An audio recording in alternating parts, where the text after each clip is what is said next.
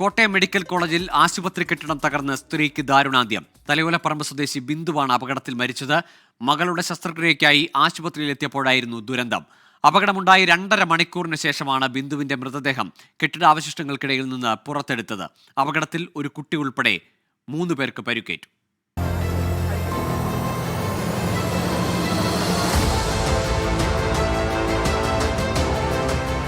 രാവിലെ 10:30യോടെയാണ് ആശങ്ക ഉയർത്തി കോട്ടയം മെഡിക്കൽ കോളേജിലെ ആശുപത്രി കെട്ടിടം ഇടിഞ്ഞു വീണത്. 14-ാം വാർഡിലെ ശുചിമുറിയുള്ള ഭാഗമാണ് തകർന്നത്. അപകടത്തിൽ 2 പേർക്ക് പരിക്കുണ്ടായെന്നാണ് ആദ്യം പുറത്തു വന്ന വിവരം. അത് ഇടിഞ്ഞു വീഴുക. ഞങ്ങൾ ചായക്കട നിന്നപ്പോഴായിരുന്നു സംഭവം. ഒരാളെ കണ്ടോളൂ, ഞാൻ ഒരാളെ കണ്ടോളൂ. ആളുണ്ടെന്നുള്ള ചാൻസ് ഇല്ല, കാരണം ആളുണ്ടെങ്കിൽ ബൈസ്റ്റാൻഡേഴ്സ് ആയാലും റിപ്പോർട്ട് ചെയ്തേനെ. ഒരാളെ ഞാൻ റെസ്ക്യൂ ചെയ്തു, ഒരാൾ അപ്പുറ സൈഡിലായിരുന്നു, അവർ തെറിച്ചു വീണു. അല്പസമയത്തിനകം തന്നെ മന്ത്രി VN വാസവൻ അപകട സ്ഥലത്തെത്തി. പിന്നാലെ ആരോഗ്യമന്ത്രി വീണ ജോർജും. അടച്ചിട്ട കെട്ടിടമാണ് തകർന്നതെന്ന് മന്ത്രിമാർ. ഈ ഭാഗം നമ്മൾ ക്ലോസ് ചെയ്തിരുന്നതാണ്. ഈ ബിൽഡിംഗ് ടോട്ടലി നമ്മൾ ഷിഫ്റ്റിംഗ് തുടങ്ങാനായിട്ട് തീരുമാനിച്ചിട്ടുള്ളതാണ്. അടച്ചിട്ടിരുന്നത് കൊണ്ട് വാസ്തവത്തിൽ മറ്റ് പ്രയാസങ്ങൾ ഉണ്ടായില്ല എന്നുള്ളതാണ്. ഇത് ഈ ഭാഗം അടച്ചിട്ടിരുന്നിടത്ത് ഈ സാധനങ്ങളൊക്കെ കൊണ്ടുപോയി വേസ്റ്റൊക്കെ കൊണ്ട് അവർ ഡംപ് ചെയ്തിരുന്നതാണ്. ആ സാധനമാണ് ഇപ്പോൾ ഇടിഞ്ഞു പോയത്. അവിടെ അല്ലല്ല, അവിടെ കയറി വന്നപ്പോൾ ഈ സംഭവം ഉണ്ടായി എന്നുള്ളതാണ്. ഇതിനിടയിലാണ് അമ്മയെ കാണാനില്ലെന്ന് ബിന്ദുവിന്റെ മകളും ഭർത്താവും അറിയിച്ചത്. ഇതോടെ രക്ഷാപ്രവർത്തനം ഊർജിതമാക്കി. 12:30യോടെ രക്ഷാപ്രവർത്തനത്തിന് JCB സ്ഥലത്തെത്തിച്ചു.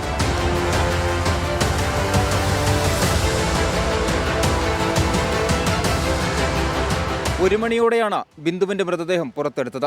അതായത് അപകടമുണ്ടായി 2.5 മണിക്കൂറിന് ശേഷം.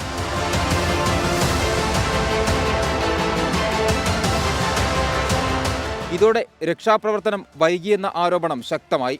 മന്ത്രിമാർ അപകടസ്ഥലത്ത് നടത്തിയ പ്രസ്താവനകളിൽ വിമർശനം. വിശദീകരണവുമായി മന്ത്രിമാർ. ഇവിടെ ഉണ്ടായിരുന്ന അധികൃതർ അപ്പം ഞങ്ങളോട് പറഞ്ഞത് ഇത് ക്ലോസ് ചെയ്തിരുന്നതാണ് ആ ബാത്റൂം. കേക്ക് ഞങ്ങൾ മനസ്സിലാക്കി അവർ പറഞ്ഞതാണ്. ഇനി അങ്ങനെ അല്ല എന്നുള്ളതെങ്കിൽ അത് പരിശോധിക്കുന്നതാണ് മനുഷ്യ പറഞ്ഞത്. അല്ല, അത് അടച്ച ബ്ലോക്കാണ് എന്നുള്ളത് തന്നെയാണ്. ഒരു അടഞ്ഞ ആ ബ്ലോക്ക് ഉപയോഗിക്കുന്നില്ല, അടച്ചിട്ടിരുന്നൊരു ബ്ലോക്കാണെന്നുള്ളതാണ് പ്രാഥമികമായിട്ടുള്ള ഇൻഫർമേഷൻ.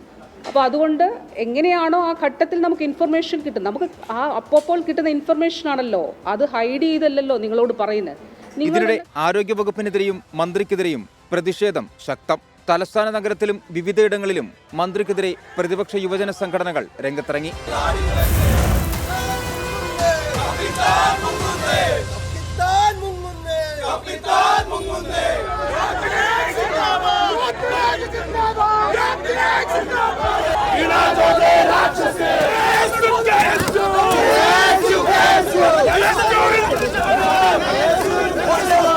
വൈകിട്ട് 5 മണിയോടെ മുഖ്യമന്ത്രി പിണറായി വിജയൻ മെഡിക്കൽ കോളേജിലേക്ക്. മുഖ്യമന്ത്രിക്ക് നേരെ കരിങ്കൊടി പ്രയോഗം.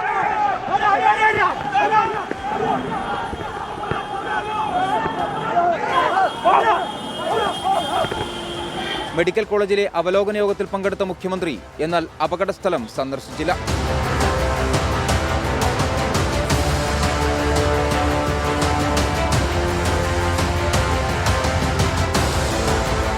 സർക്കാരിനെതിരെ പ്രതിഷേധം തുടരുകയാണ് പ്രതിപക്ഷ സംഘടനകൾ.